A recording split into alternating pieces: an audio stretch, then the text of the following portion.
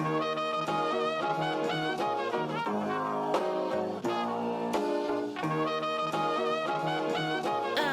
hanging young hero besides your head and spirit? That soul is saying something profound, so let them hear it. Give up the Welcome to Giant Sized Violence, a Toku Comics podcast. I'm your host, Tomi. And I'm Eri. Joining me today is my fashion consultant, roommate, partner, and girlfriend, and now occasional co-host. Welcome to the show, Eri. Hi, always a pleasure. We're doing just kind of a quick impromptu episode here, mostly because we're testing out my new setup for in-person recordings, a new development for the podcast, and the two of us are about to sit down to watch Shin Kamen Rider. Yay.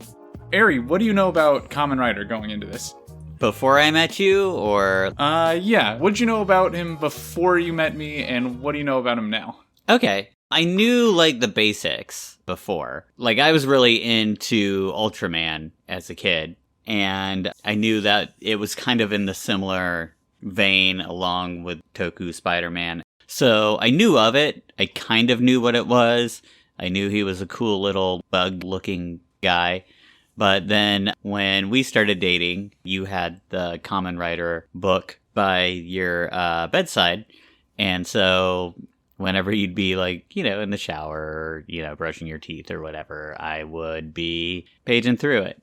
And that's when I learned all the little details about Shocker and the origin and everything. That's still fairly new to it and just, girlfriend level knowledge. And meanwhile, just this last week, I was on the Henshin Men podcast, and will be republishing that on my feed, where I covered that original Kamen Rider manga. I've showed Eri little bits here and there of other things, namely Kamen Rider Black, which, as I've talked about many times on the show before, big fan of. But going into Shin Kamen Rider, what do you know about this movie and the whole Shin line of films? Well, I did a little research today. Oh, yeah, I sure. wikied it. So I know there's the Ultraman one, which I'd very much like to see. I know we've had that on our list for a minute. And what I didn't know was that there was a Evangelion one that apparently sucks from everything I've read as of today. But No, those people, they're wrong. For one thing, I'm pretty sure I've shown you that best bisexual piano scene in all of media. Oh, yeah. That's from the third one. Okay. They get really queer. And the fourth one, I think, is a nice little wrap-up to the franchise.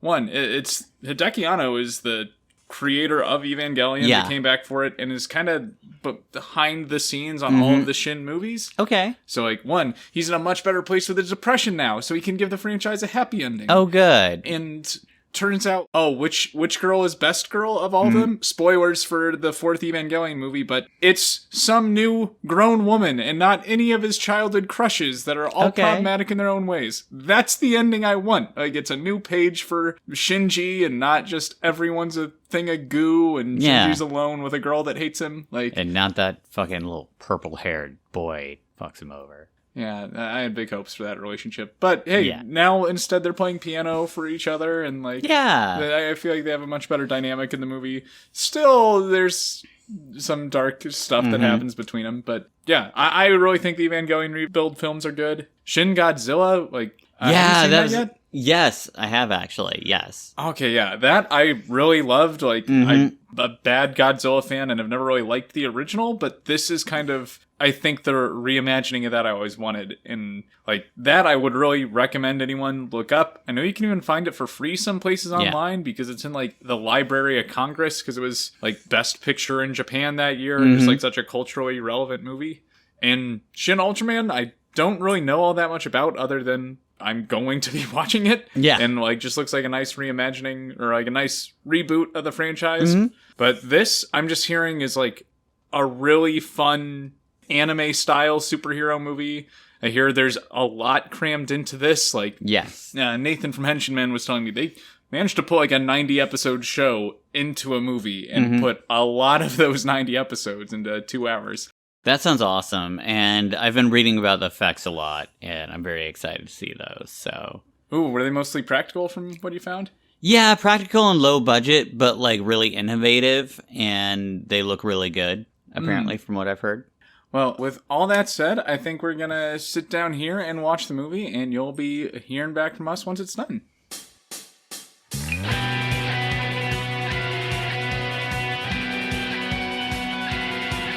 And we're back. So we just finished watching Shin Kamen Rider. I think neither of us were expecting to be quite as blown away by that as we were. So good. Yeah, that was quite the ride. No pun intended. I expected to like this more than most Kamen Rider content I've seen, but like, if I'm being honest, this might be my favorite piece of Kamen Rider media yet. Just since this had so much of what I've liked in other media, especially some of the 90s movies they did. And it was just all crammed into one 2-hour experience that I feel like I can actually show other people without them needing to like have a pre-existing love of tokusatsu to enjoy. And I'm one of those people, to be honest, and I really enjoyed it. Like we were saying, I really wish more superhero movies right now were like this. It was just really fun and non-stop. I loved it. I'm pretty sure there's more action than not action in this movie by a considerable amount. Like, they'll slow down for like half a scene and then immediately something is exploding. Mm-hmm. And I just like that because it doesn't feel like it fits any kind of the Marvel formula of a superhero movie. Like, it starts right in the middle of things. Like, our hero has already been transformed into a cyborg and they're already escaping bad guys. And like, it feels like an entire series crammed into a 2-hour movie, but almost more like a highlight reel reimagining that series rather than just a crummy anime movie that's trying to cram a season into one build-up film. Yeah, like, you kept mentioning it while we were watching it, and I love this about it. It has like the whole rogues gallery, which was really cool. And for someone like me that had just read the beginning of it, it starts out with the beginning, the very similar to how it is in the manga. And then on top of that, I got to see all the characters that were on the cover of the manga that I had wondered about. Like, there was Man-Bat, there was like Man-Spider, like all of them. And the movie actually kind of follows the sequence of the original show and the comic too, and like, okay, and this is in a lot of Kamen Rider stuff, like fight a spider first, fight a bat second. I loved how much they redesigned the villains, so like Kamen Rider doesn't stand out among them. Like, in the other properties, it seems a little weird, like, okay, you have these big rubber suit monsters that are made by the same organization that made Kamen Rider, but for some reason, they decided to just make a Power Ranger with Kamen Rider and turn everything else into thematic animal cyborgs. Whereas this, like, they gave them all helmets, so each one of them, like, looks kind of like a Kamen Rider in their own right, and has the similar vibe. The villain designs were amazing, and just the effects in themselves were mind-blowing. I love things that you haven't really seen before, and the way they did these effects were just so cool. Like, the Man-Bat that I mentioned earlier, the way his wings are flapping really is cool. Like, it looks very uncanny and surreal, but that is how bat wings would look. And then when it's like the close-up of him flying around, they literally have his face like juxtaposed over the wings. And it's such a easy effect, but it just looks amazing and it's just in your face. It sounds weird saying it, but this movie makes bad CGI look good. It really does. Like, there's a lot of practical effects that look really well, and then they're, like, kind of enhanced by CGI at times, but, like, they really only cut to CGI when they kind of have to, and they make it look cartoony enough, but also, like, have just that dose of realism to it that, like, I don't mind that it doesn't look real, or it might not be Marvel quality, quote-unquote, for whatever that means at this point. The climax was 100% more satisfying because the effects were a little bit more down to earth, and the story was so good that I was actually following the story. I wasn't just watching, like, angry, screaming colors at the end, kind of, like, ready for it to end. I was actually in the story, and it also, from how we've been describing it so far, a lot of people might get, like, a 1960s Adam West Batman feel or something, but no, it still really keeps the drama. And at the end, it has that moment where the character is completely weak and you don't know if they're going to make it or not, which is, something I always love. But it really takes it away from, like, it's not parody. It's such an homage to, like, the 70s. When I say I've never seen Kamen Rider like this before, I don't just mean it's gritty or more realistic or having better effects. I mean, like, I've never seen Kamen Rider look this vulnerable in something. Like, already, he takes his helmet off while the rest of the suit is on, which is kind of uncommon. Like, I don't think the original show ever actually did that. Could be mistaken. But, like, we see him break down, like, a full, big sob, like, that was really moving. Like, I don't think I've seen a cry that hit that hard in almost any American superhero movie. And, like, that just seems so weird to me to see Kamen Rider crying. Like, you don't get that, but, like, when there's so few emotional moments in your movie, and then you make the few you have hit this hard, like, it just shows how good they are with how they budget their time in the film and still get to drown you out in, like, ridiculous action, but then actually make you care about these characters and understand what's at stake, even though we only have, like, 2 or 3 characters to root for, and almost no non-super plot-heavy characters, no average humans to remind them of what they're trying to save or anything like that. Thank God. I'm so tired of that shit. You're saying you didn't need the crying woman at the end of Avengers thinking... Oh, God. No, I did not. And, yeah, on that last action scene, like, okay, so... for the first 80% of the movie, we get like 6 to 8 different, pretty episodic monster fights. Each one different than the last, but like you would think by that point you'd be kind of like exhausted with the monsters, or I could just be rehashing things. But it opens with a great homage to the best chapter of the comic, the 13 Riders sequence. And like, again, this is where the CGI starts to take over a little bit more. But, like, it's in such a cool, like, stylized fashion. Almost like a grittier Speed Racer or something. Yeah. And this is, like, the first motorcycle-on-motorcycle chase action scene. It's our first time seeing the 2 Kamen Riders work together. And this was my favorite part of the comic, and this blew that away. It really did. That last action scene, like, kind of the climax scene with the 13 Riders... it's one of the best movie finales I've seen all year. I'd say that and the Mission Impossible 7 set piece with the train were like 2 of the best final set pieces of movies I've seen like this year or even last year. What I love is that they follow that up with the big boss fight with the butterfly man they've been building up to, and actually do a good job making someone who's butterfly themed be really intimidating. Yeah. But like when it gets to like the end of their battle, like, it's just 3 guys on the floor, like, grappling and wrestling each other in, like, the most real and slow fight in this movie that everything else has looked like an anime battle. But, yeah, like, I see them grappling around on the ground, they're all out of breath, and I'm like, I've been in this fight. It was, yes, in middle school wrestling more often than not, but this is a real fight. I've been in that one. It looks just like somebody took a VHS recording of just 3 dudes wrestling or something. It's like, oh, it was amazing. It's like 3 guys in Kamen Rider outfits got drunk, but their friend that's like an expert at cinematography had all his camera equipment. Right, we got some cosplayers, we got a film crew. We got way too much alcohol. Let's wrestle. And it's just so real. Like, it feels like French New Wave or something, that scene. Like, I really, really liked it. And I think that's what a movie that's this dense with high-intensity action scenes needs, so that the final fight doesn't just blend in with all the rest. Like, this did feel significantly different than those, and, like, it's way more emotional, and it has a very different outcome with... like, the whole crux of the scene is the Kamen Rider is one of the Kamen Riders is trying to get his helmet on the villain to, like, kind of show him the world through Butterfly Man's, like, sister's eyes, or to help, like, these 2 AI reconcile. Like, it's not just him trying to blow up the other monster, and, like, that adds so much more emotional weight to the scene.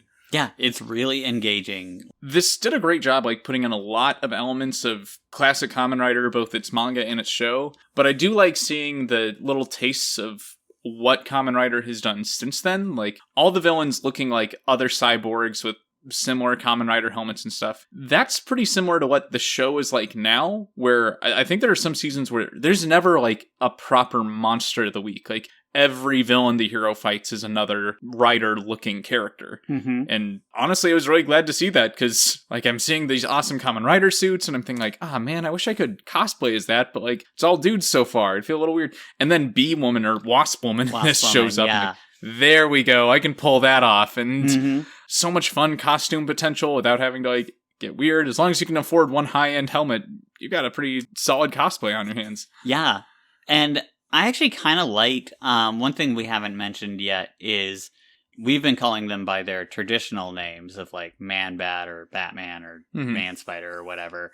But in the movie, they call them like Spider-Og or Bat-Og or whatever. For augment or like augmentation. Mm-hmm. And I kind of like that too because it makes it its own a little bit.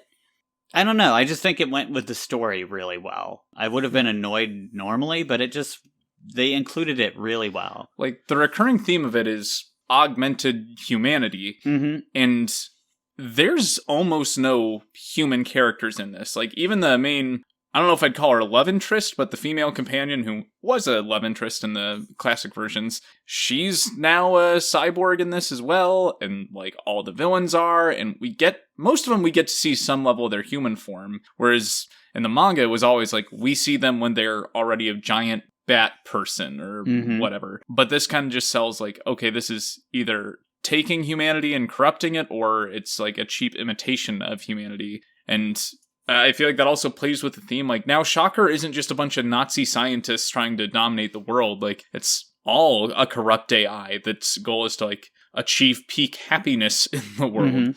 I feel like that just plays into the whole idea of Kamen Rider way better, since he is a cyborg and he's struggling with the fact that he's a cyborg and what that means for his humanity. So, like, I genuinely think this is a much stronger reimagining of the character than what we even got originally. Yeah. And you just mentioned it. The female character. Ruriko, yeah. I love that they're not just a love interest.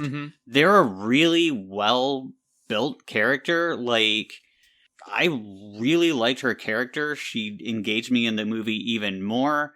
And the whole time I was dreading, like, the love interest thing. But they don't even go there, and it's great. And you have this fully fleshed out character that adds drama to the story. It's really good. Yeah, it's like a Miyazaki-style love interest situation, because there's clearly love there, and like that's a lot of the good emotionally vulnerable moments are around her. Like, we see that she never feels safe no matter where she is, and that's why she's like Batman and always prepared. And like, seeing Kamen Rider is the first one to like kind of offer any level of comfort, or like in a video she leaves for him in the end, she specifies, I actually felt happy while I was with you. And it builds this emotional connection that's honestly way stronger than some kind of love interest would have been. And like, they both, I don't quite want to say familial bond between them, but like, they both share an origin with the professor that made Kamen Rider that's kind of like Ruriko's father. And you can tell that it's both some level of their connection to him that's mostly motivating them. It's a love that you get from two people who have fought together. And as a military kid, that's something that's like huge for me. And that's a really powerful bond and a really powerful love. And the fact that they didn't need to go into any romantic stuff to achieve that really impressed me. Even with like limited dialogue, they do a pretty good job with that between like the first writer Hongo and then the second writer that comes in kind of in the third act, Hayato. Like, they show that he's distinctly different and doesn't feel the same obligation to like work with the government to take down Shocker, and is like more of a loner. But like, we also see this weird connection or bond he feels to Hongo.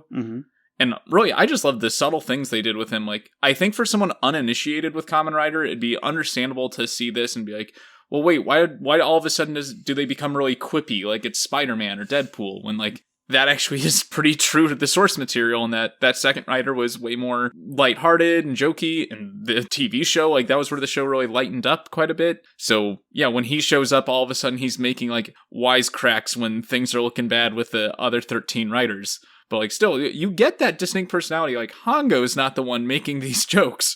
But yeah, I feel like that just fits so well. And with a character that got like probably less than 30 minutes of screen time, we get a distinct idea. And people who have heard my Kamen Rider manga episode I'll spoil the movie a bit, but it does end off in a similar place, with Hongo kind of sacrificing his life to take out Ruriko's brother, the Butterfly Man. And yet, like, his consciousness is still present with Hayato in the helmet, rather than this being like a telepathic brain in a jar link. Like, it's instead like turning the helmet into an actual mantle that like Hongo is being carried on in the next rider.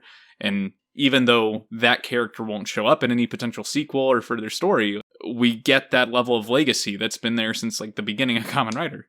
And it was really fun seeing you get, as a hardcore Kamen Rider fan, seeing you get really excited about all those Easter eggs. And even I got a few of the Easter eggs too, and wow, they did that really well. I don't want to give anything away, but I was so proud of myself for getting an Easter egg about like 0.2 seconds before you did.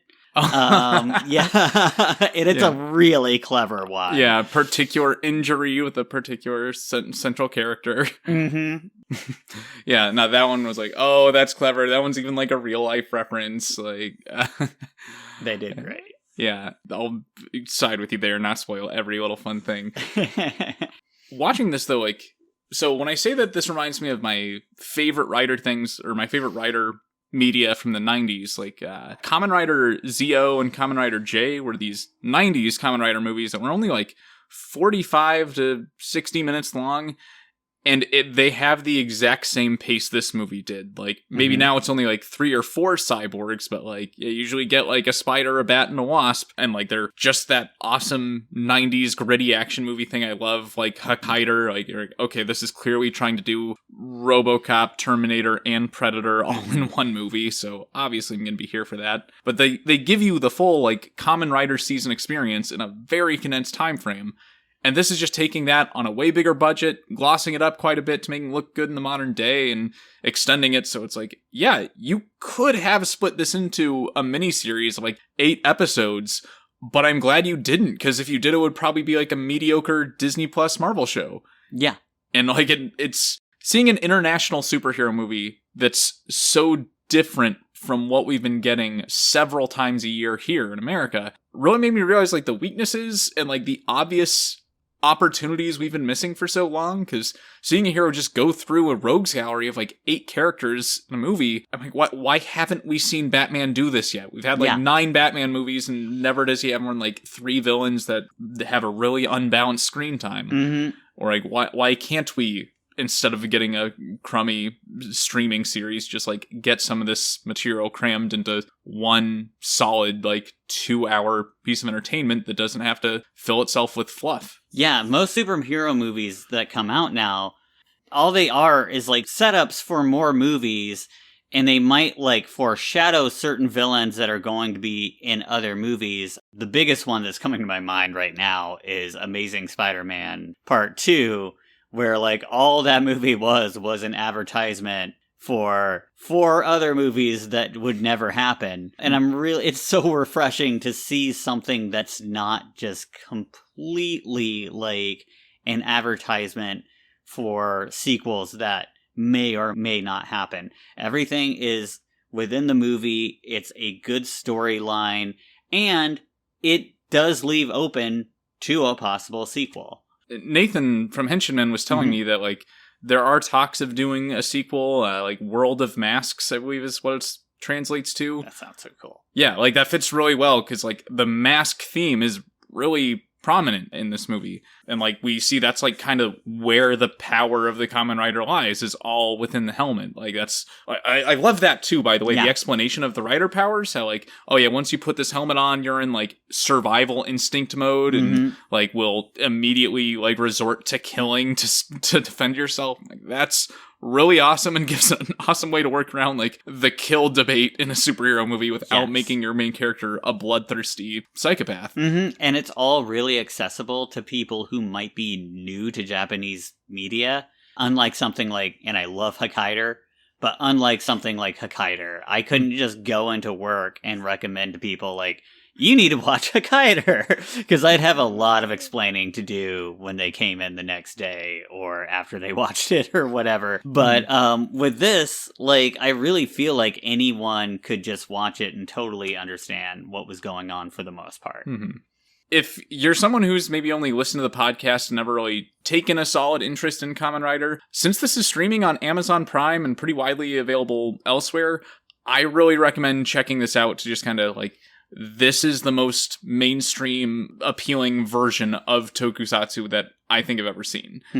And yeah, you can just shut your brain off and enjoy a good streamlined superhero movie, get everything you want out of one of these without all the like little comic book nods or anything like that. One thing I will point out that I kind of want to talk to Eri about, but we'll refer to this movie as Shin Kamen Rider, because that's like culturally what the character is known as.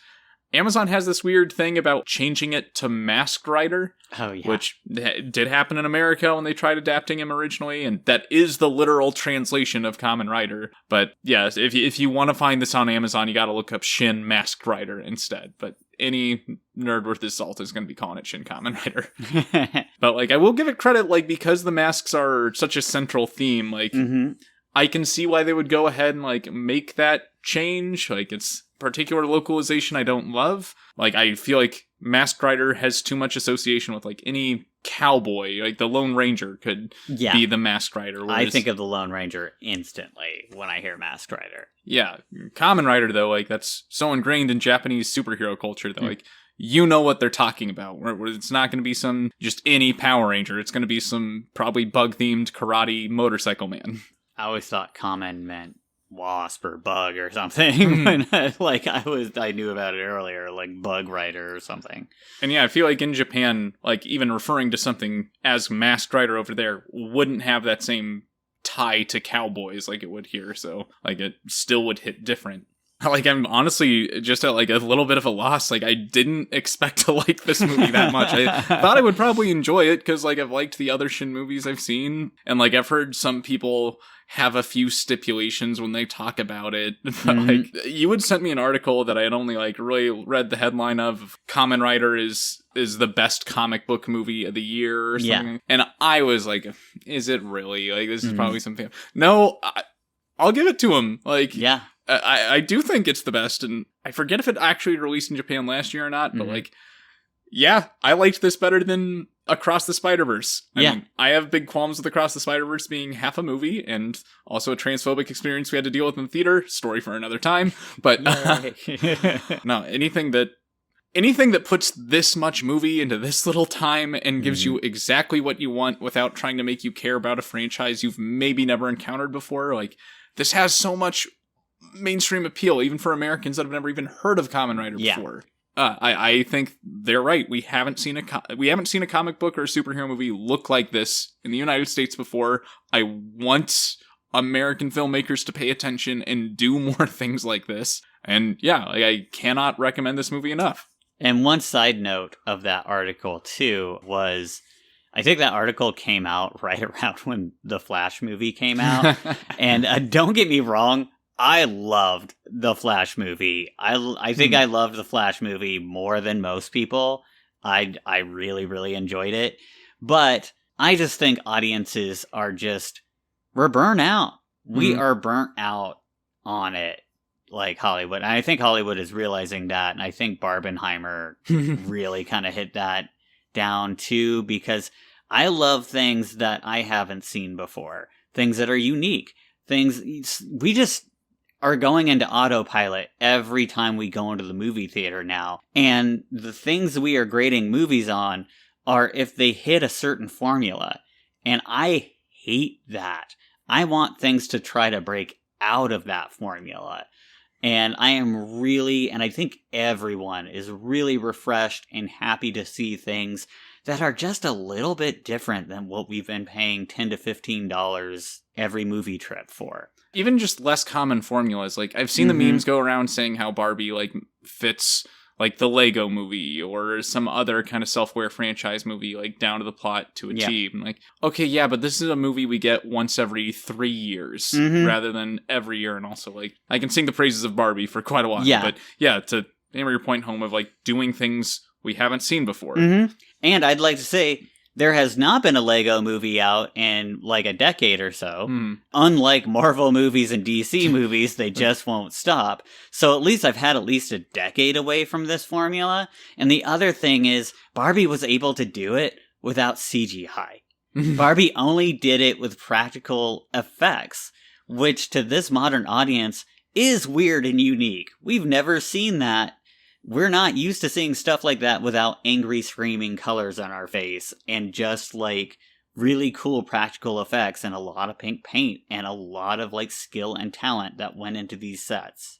And I feel like this showed off how even mediocre CGI can still be used in like new satisfying ways even in superhero movies, because like the nice tactile effects you see with like the transforming motorcycle or the helmet coming down, it's like, okay, Iron Man did have elements of it, but it's been so long since we've really seen that in these movies. Or like, I swear anything that has cool tactical transforming robotic things, like almost immediately switches to nanobots. Like Transformers did it. God, later Iron Man sequels did it. And no, like Big Hero 6. Big Hero 6 did it. Yeah. Yeah. Like the main one I think of is like when he takes out Bat-Og. Like, you see the motorcycle do the little thrust to make it jump up. And, like, hilarious scene, too, because it's like, you can't jump more than 63 meters and safe.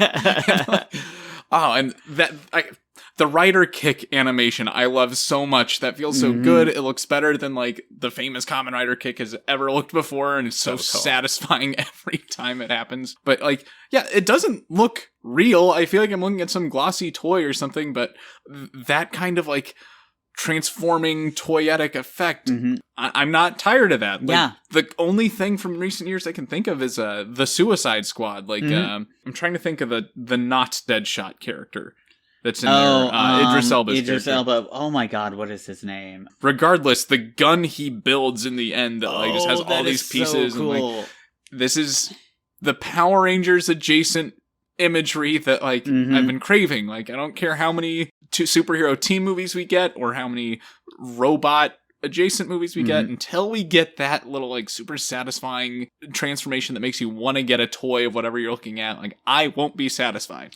And one little tiny scene that we both loved, that was like nothing, but it was so charming and cute, is near the beginning. Him and her are walking and you don't even notice it first, but the motorcycle is following them on its own like a little dog. Yeah. It's so cute. They don't draw attention to it. They don't use the self-driving stuff much, but like that was just such a fun little element, and like what otherwise might have been just this little like, okay, the meet cute or get to know you scene, all of a sudden like, that's super charming. I now think the bike is cute. I wasn't expecting that. But yeah, that bike for 5 minutes is my favorite character in the movie. Right? I totally had a cute attack over that bike. Yeah. I'm trying to think if there's anything else I really want to touch on from the movie. Like, it's still just like there was so much to process. I'll admit, we had to read a Wikipedia plot description after watching it because they put so many events into one movie, and like, yeah, I was gushing about little Easter eggs and stuff, so we missed some lines of dialogue. Like, we got the point, blow up the computer, kill the robots, you know. But I'd rather that than the No Way Home moment of just like, wait a minute, none of that made sense. Like, I love No Way Home, but like, about 2 hours after watching it, this reality hits you of like, but why didn't Jamie Foxx look like he does? They kind of like, they act like they're explaining why he doesn't look like he did in the movie before, but they don't really explain that. And why are all these villains showing up just because they kind of died, some of them? Yeah. Like, yeah, and I feel like it's a fair comparison because No Way Home is like the closest thing to a Kamen Rider crossover we've gotten in theaters over here. Like the multi-generational scene showing how great all of them are and like doing nods to their little things. And frankly, like, I hope we get some kind of like Shin Kamen Rider style crossover of any of these Toku franchises. Like, I've seen some of the crossover movies that come out over there yearly for their various franchises, but like, I don't really watch the shows that are getting crossed over, so like it kind of makes me realize how superficial Marvel movies have to seem to non-Marvel fans, because like they have all the same like, we're gonna make it really dramatic when this writer shows up and gives some really generic action hero line, and you know, it just doesn't do anything for me. Yeah, like I've heard people that saw No Way Home on video instead of in theaters first, like so sorry, kind of had a similar experience. Like, if there's not the crowd freaking out when one of these guys shows up, then that moment just feels a lot more hollow. Yeah, you're like, oh, Tobey Maguire. And this movie really only had, like, one scene like that at all. And it's at the very end when, like, these two government agents they've been working with through the movie, like, finally give their names. And I'm like, yeah, I'm Taki and I'm Tubei. And that's, like, Kamen Rider's secret agent friend and kind of his Alfred in the comic. And I'm like, okay, yeah, like this is a very appropriate amount of like fan service. And even though this is one of Japan's two biggest superheroes, the fact they didn't go that route of like just trying to capitalize on nostalgia as much as possible, like I really respect. It's fun having a couple of like, you know, little Halloween candy bars or something. Like, oh yeah, those are good. And then like Disney and Marvel and stuff, they Augustus Gloop everybody. They just shove chocolate down your throat and they're like, yeah, have more. You like this, right? It's like, yeah, I guess. Like, do you have anything else you want to say on the movie? Otherwise, like, no, I don't want to end up spoiling it for everyone. Just go watch it. Yeah, go watch it.